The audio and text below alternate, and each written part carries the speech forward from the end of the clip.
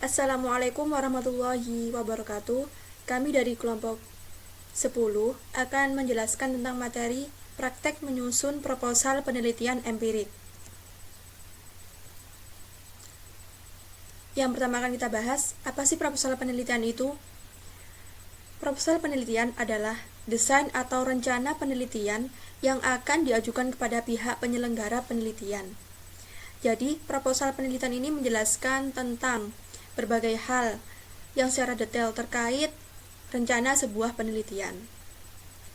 Penelitian empiris adalah penelitian yang berkaitan dengan pendapat dan perilaku anggota masyarakat dalam hubungan hidup bermasyarakat.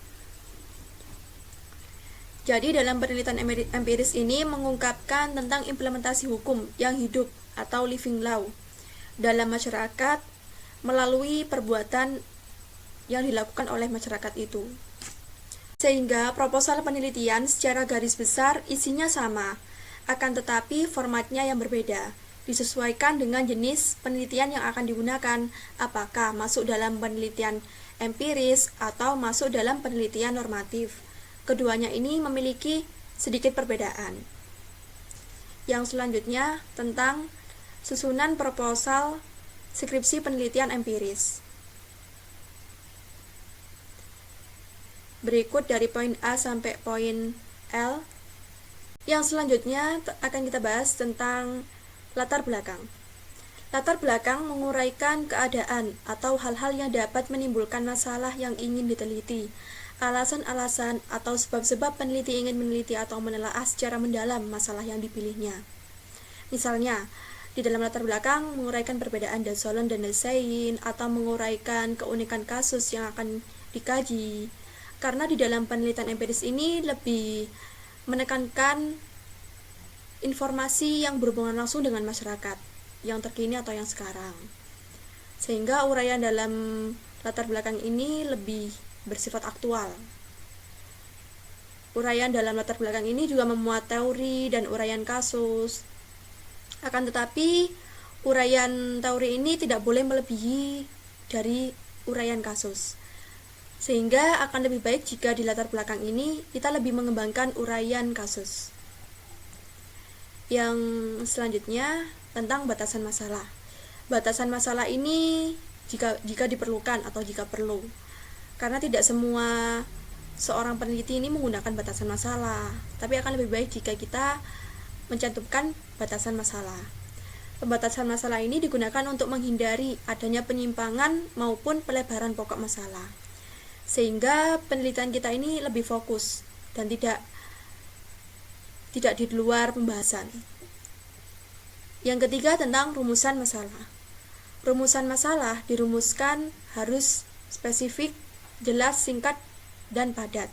Yang dirumuskan dalam kalimat tanya.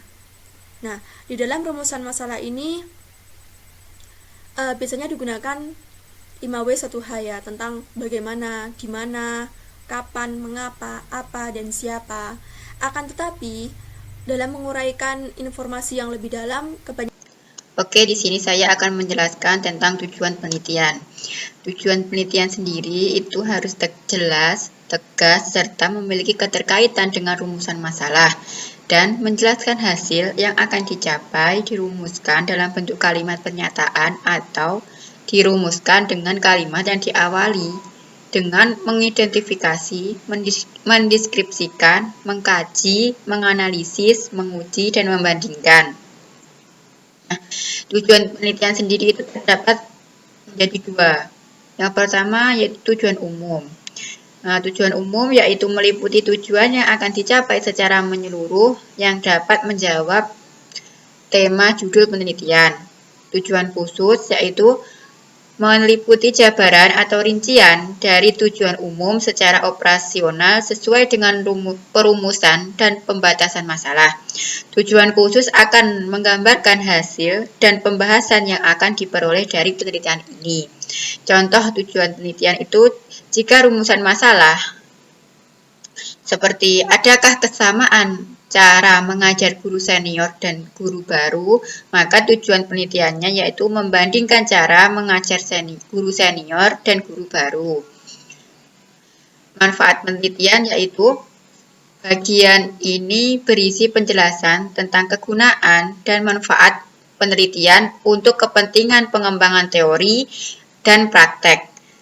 Dan pengembangan pendidikan di samping juga penjelasan tentang kegunaan dan manfaat penelitian bagi masyarakat. Nah, manfaat sendiri itu meliputi manfaat bagi pengguna, manfaat bagi pengembangan keilmuan atau manfaat teoritis, dan bagi peneliti atau manfaat praktis.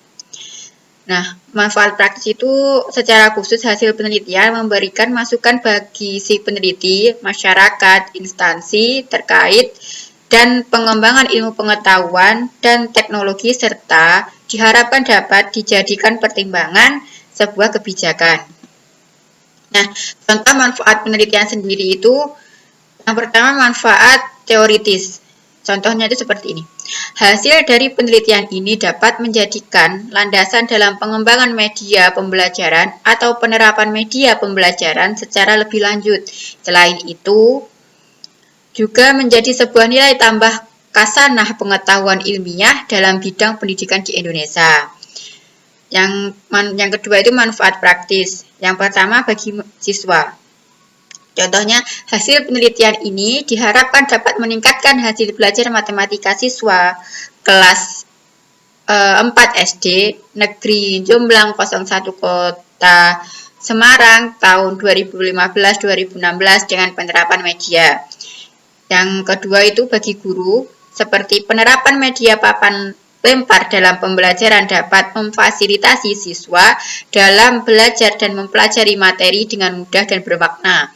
Bagi sekolah sendiri, hasil dari penelitian penerapan media papan lempar ini memberikan referensi dalam meningkatkan kualitas pendidikan dan proses pembelajaran mengajar yang dilakukan oleh guru, serta sekolah dapat mendukung guru untuk menciptakan media yang lebih bervariasi lagi. Bagi penelitian ini mampu menerapkan media yang sesuai dalam materi pembelajaran tertentu, serta meneliti mempunyai pengetahuan dan wawasan mengenai materi dan media pembelajaran.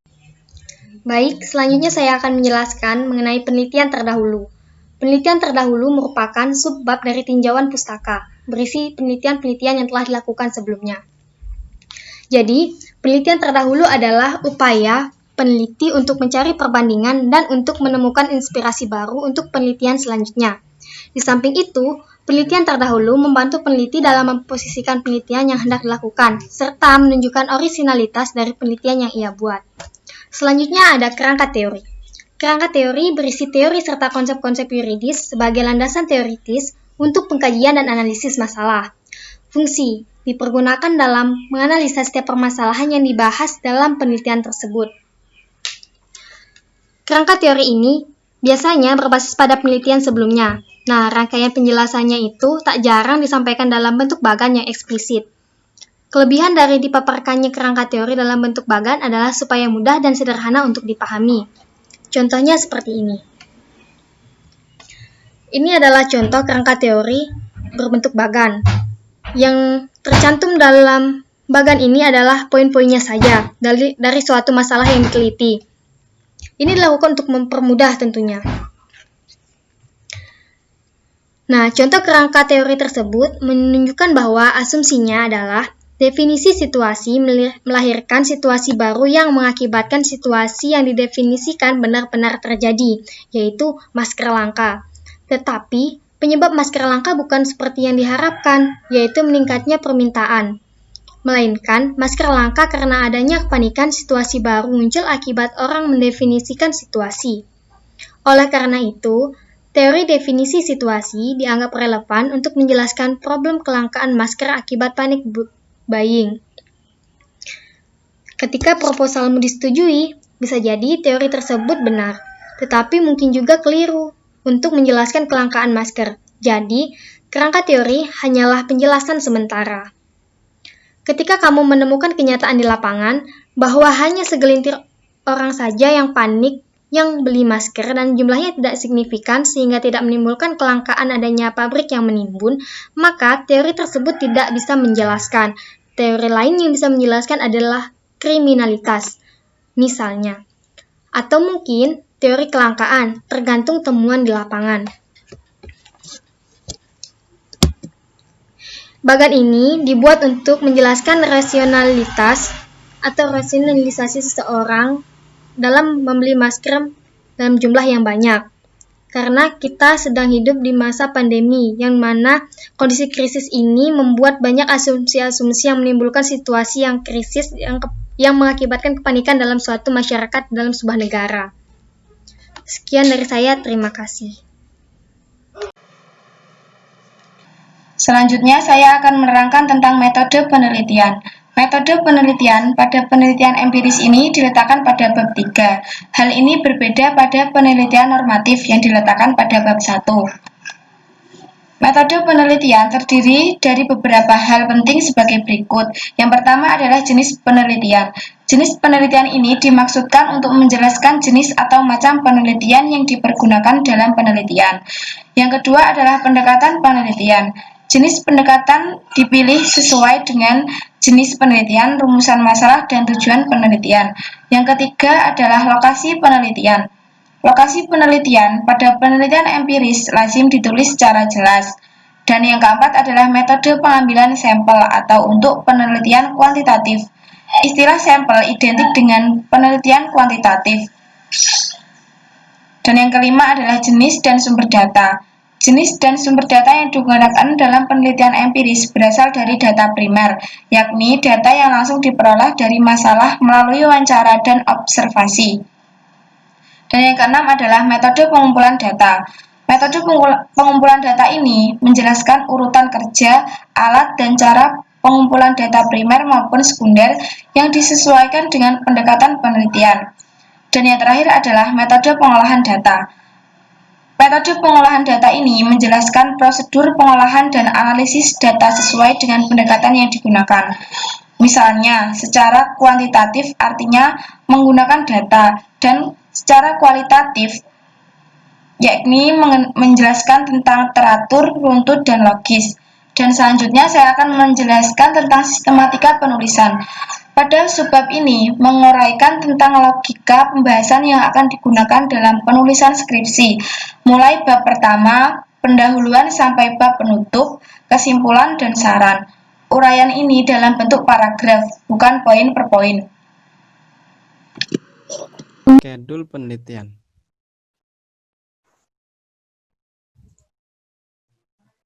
Time schedule, rencana kegiatan time schedule dalam penelitian skripsi digunakan untuk mengendalikan pelaksanaan penelitian secara menyeluruh agar pelaksanaan penelitian tersebut berjalan dengan lancar. Jadi time schedule penelitian itu rencana-rencana atau jadwal-jadwal yang akan disusun untuk melakukan penelitian. Contohnya fungsi-fungsi.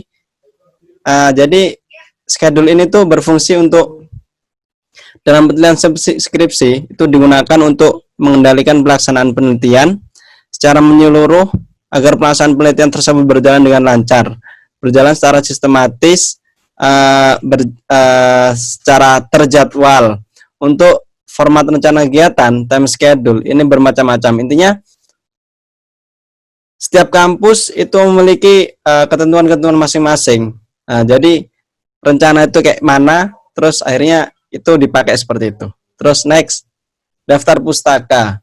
Pada bagian daftar pustaka, itu hanya dituliskan berbagai literatur yang menjadi rujukan karya ilmiah.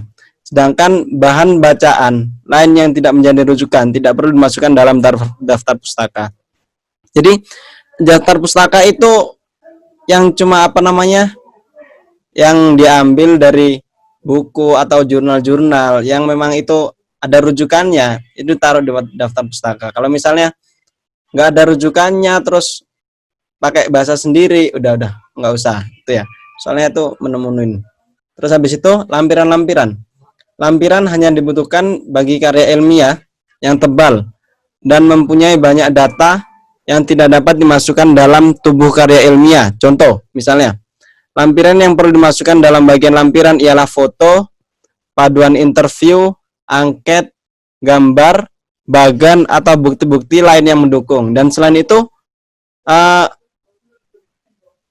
lebih baiknya nggak usah, soalnya itu dapat memenuhi skripsi tersebut.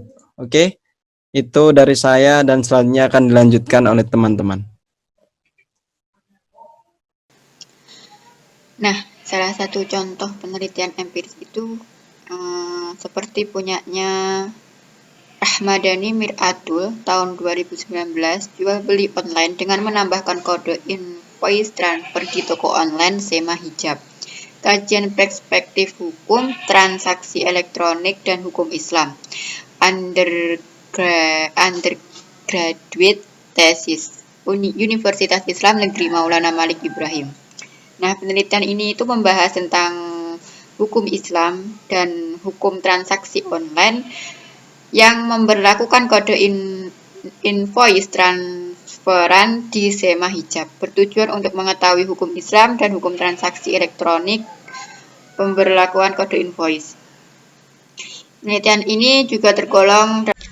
Baik, untuk yang terakhir, saya akan memberikan contoh penelitian empiris.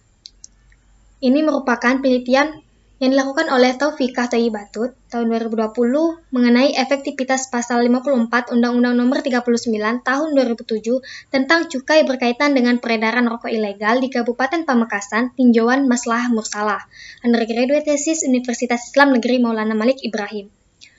Penelitian ini berjenis penelitian yuridis empiris dan menggunakan pendekatan yuridis sosiologis. Metode pengumpulan data dalam penelitian ini adalah menggunakan metode wawancara dengan cara melakukan tanya jawab secara lisan dengan narasumber dengan menggunakan teknik wawancara bebas terpimpin, dan terdapat 3 metode pengolahan data, meliputi tahap editing, tahap analisa, dan tahap kesimpulan. Sekian dari kelompok kami. Apabila ada kesalahan dalam penjelasan sebuah materi yang kami bawakan, kami mohon maaf yang sebesar-besarnya. Wabillahi taufiq wal hidayah. Wassalamualaikum warahmatullahi wabarakatuh.